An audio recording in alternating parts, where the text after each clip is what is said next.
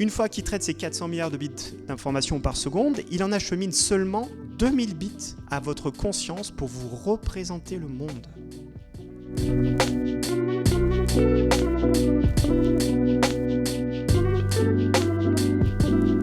Bonjour à tous, alors j'ai 15 à 20 minutes pour vous faire une présentation sur la thématique suivante, comment optimiser un recrutement sous le prisme des neurosciences. Avant de commencer, voilà, juste pour information, le travail que vous allez voir, il est protégé par les 164 pays membres de l'OMC. Donc si vous souhaitez exploiter une partie, toute ou partie de ce que je vous présente, on vous demande simplement une demande écrite. On n'est pas contre de partager le travail, il n'y a pas de souci, on vérifie simplement la véracité de ce que vous utilisez par rapport à votre public. Après, on n'est pas fermé, tout va bien. On va commencer par la phrase suivante, on est tous basés sur le même type de schéma, les recruteurs, les candidats. Et il y a une phrase qui dit « Nous sommes des êtres vivants, doués de la faculté de mouvement et qui avons pour survivre obligation de prendre des décisions stratégiques dans des environnements en perpétuel changement. » On va digérer cette phrase, ça va bien se passer, vous inquiétez pas. Donc, qu'est-ce qui se passe? Qu'est-ce que ça veut dire? Tout simplement, on est parti sur un aspect suivant, qui est le suivant. On a décidé que l'être humain, l'individu, était un être rationnel. En 1906, on a créé ce qu'on appelle l'Homo economicus, l'homme, l'acteur socio-économique, l'homme doué de raison, l'homme doué de rationalité. Et pour la petite histoire, en fait, sur cette planète, on est quand même 8 milliards de personnes. Et donc, en fait, la rationalité, on en a quand même un peu besoin. Parce que sinon, s'il n'y avait pas de code de la route, là je vois une voiture passer, ça serait un peu l'anarchie. S'il n'y avait pas des codes sociaux, on aurait du mal, on ne serait peut-être pas structurés ici, tous assis dans cette pièce. On a aussi tout ce qui est réglementation par rapport au travail, enfin tout ce qui vous entoure dans la réglementation, on rationalise les éléments.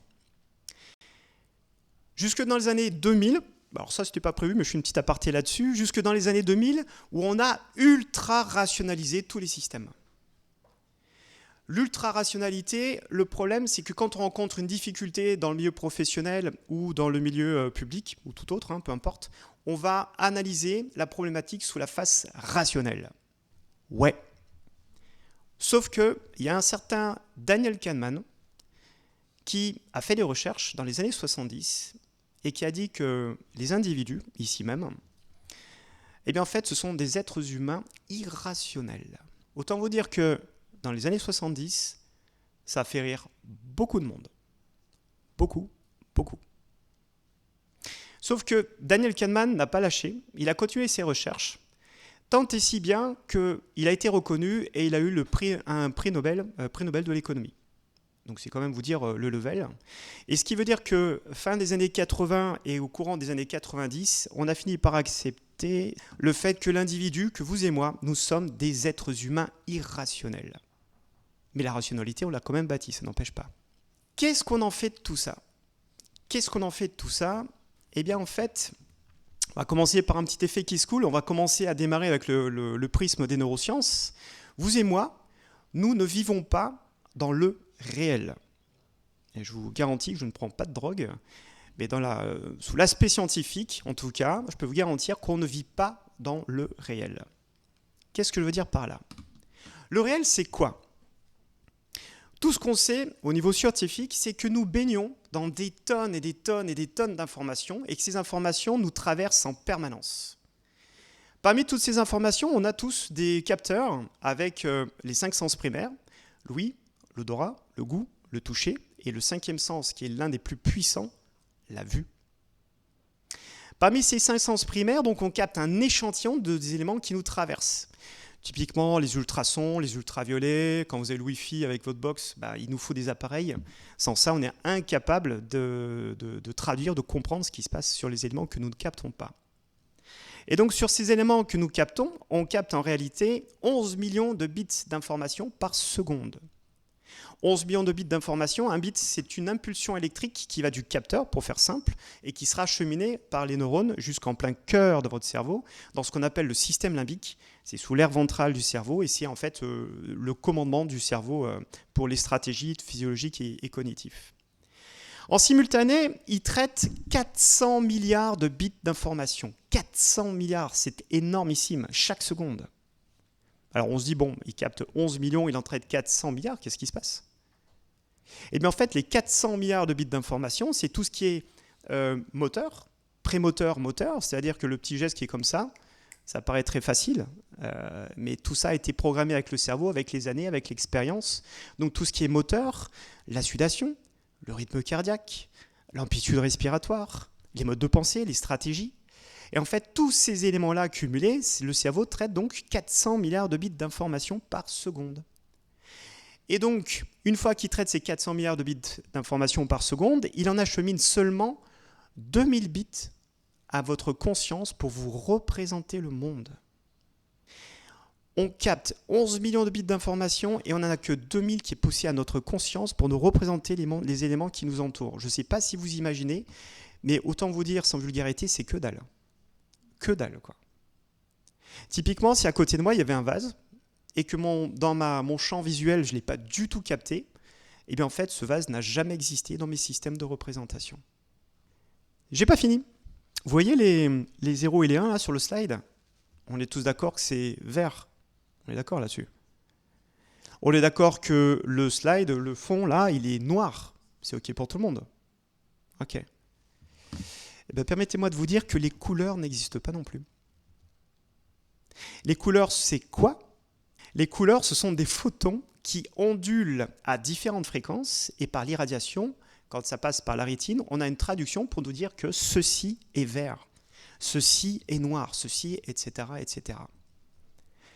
Sauf qu'au moment où je vous parle en 2023, la communauté scientifique est infoutue de vous dire si vous et moi, on voit le même vert, le même noir qui est ici.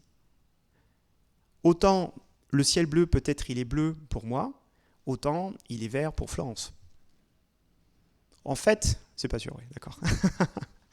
Et donc en fait, on n'en sait rien du tout. Sauf que par mécanique des traductions de la brillance des couleurs, en fait, eh bien que je sois ici ou que je sois de l'autre côté de la planète, c'est la même. On va parler des mêmes couleurs, mais on ne sait pas si nous voyons tout à chacun les mêmes couleurs. Le cerveau commence à être fermé au bout de 5 semaines de grossesse aménorrhée. Il est dans le ventre de sa mère, dans une boîte crânienne, liquide cérébrospinal, les méninges, l'os, la peau, les cheveux, pour ceux qui en ont. Vient la petite enfance, bébé déjà, petite enfance, enfance, adolescence, jeune adulte, adulte, vieillesse, et j'en passe. Après, oui, il n'y a plus rien de toute façon. Le cerveau est à l'intérieur de la boîte crânienne. Qu'est-ce que ça veut dire? Ça veut dire que le cerveau, à l'intérieur de ma boîte crânienne, se représente ce qu'il se passe à l'extérieur. On n'a jamais vu un cerveau sortir par l'oreille pour dire c'est quoi ce truc-là?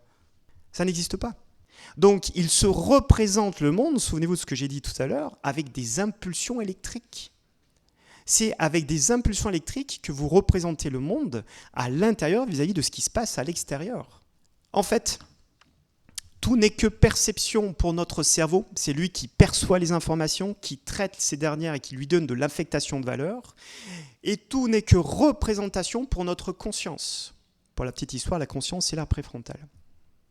Ce que je veux vous dire en fait par là, pour finir là-dessus, c'est qu'il y a autant d'individus sur cette planète, on est 8 milliards quand même, il y a autant d'individus que de représentations du monde. Vous imaginez la richesse, la diversité de ce que nous sommes tout à chacun. Et ça veut dire que nous avons tous notre propre vérité qui nous appartient en nous-mêmes. Et c'est ce qui fait aussi que quand demain vous rencontrez quelqu'un, vous vous dites mais c'est quoi, mais qu'est-ce que c'est que ce mode de réflexion, c'est quoi ça? En fait, c'est sa vérité à lui. Comme on a chacun notre propre vérité, il ne sert à rien de passer votre temps d'essayer de convaincre un individu. À la limite, vous pouvez de temps en temps le convaincre. Mais le cerveau reviendra à sa stratégie première. Au bout d'une semaine, 2-3 jours, ça dépendra de l'addiction, la force d'attractivité. Voilà, donc ça c'est un élément qui est très important. Et là où je voulais en venir par rapport au recrutement, c'est que, et là je m'adresse aux entreprises, eh bien en fait c'est la qualité du message que vous allez partager c'est l'image que vous allez refléter auprès des candidats, parce qu'en fait, il y aura autant d'individus que de se représenter l'image de la société, de ce que vous voulez représenter, et l'image que vous souhaitez donner pour recruter, pour, entre guillemets, chasser des candidats en or, quoi, tout simplement. On va revenir au contexte. Vous êtes ici, vous souhaitez recruter. Vous êtes une entreprise, vous souhaitez recruter un candidat ou des candidats, c'est selon. Et la question qu'on peut se poser, c'est comment comprendre justement les systèmes de représentation des candidats, suite à ce que je viens de vous expliquer. Parce que c'est quand même bien de savoir comment mon nouveau candidat, qui est de l'autre côté de la table, là, se présente, ma candidate, puisque je sais que maintenant il y aura de plus en plus de femmes. Hein. Et donc, ma candidate se met en face de moi, elle se présente, et donc l'idée pour moi, ça va être en tant que recruteur de comprendre les modalités de représentation de l'individu. Pour comprendre ça, il y a un outil qu'on appelle chez nous l'inéquation décisionnelle. Pourquoi une équation ? Une inéquation, eh bien tout simplement, imaginez-vous une balance. Une balance, ça bouge tout le temps, donc c'est une inéquation. Si c'était une équation parfaite, elle ne bougerait pas. Ce serait tel l'âne de Buridan, qui, si je mets un seau d'eau, et son maître avait mis un seau d'eau et un seau d'avoine à égale distance, l'âne, ne sachant pas s'il avait plus faim que soif, est mort de faim et de soif. C'était l'équation parfaite. Sachez que, comme j'ai dit tout à l'heure, nous sommes en perpétuel mouvement dans les environnements qui bougent en permanence. Et bien en fait, nous sommes toujours en perpétuel mouvement. Même si vous avez l'impression de ne pas bouger, vous bougerez toujours en fait. Donc, comment ça fonctionne ? Vous avez ici une balance avec une question en haut que votre cerveau se pose pour absolument tout. Même le geste que je suis en train de faire là en direct live, il se pose la question suivante, pour schématiser, est-ce que ceci est bon ou pas pour moi ? D'un côté, c'est ouais, ça c'est très bon, vas-y, c'est attractif. Et de l'autre côté, c'est ah ouf, non, surtout pas, c'est extrêmement aversif. Si je commence par le premier cas de figure où je me dis, bah non, en fait, c'est pas bon du tout. C'est pas bon, pas bon. Qu'est-ce qui se passe ? Eh bien, en fait, on a les mêmes réactions qu'il y a des millions d'années. Je ne vous dis pas il y a des milliers d'années, mais il y a des millions d'années. Tout ce qui est d'ordre physiologique est identique à aujourd'hui, en 2023. Donc, quand c'est aversif, on a la même chose. On va produire de la noradrénaline et du cortisol. Alors, j'ai peu de temps pour vous expliquer ce qui se passe au niveau physiologique, donc je vais passer à l'essentiel.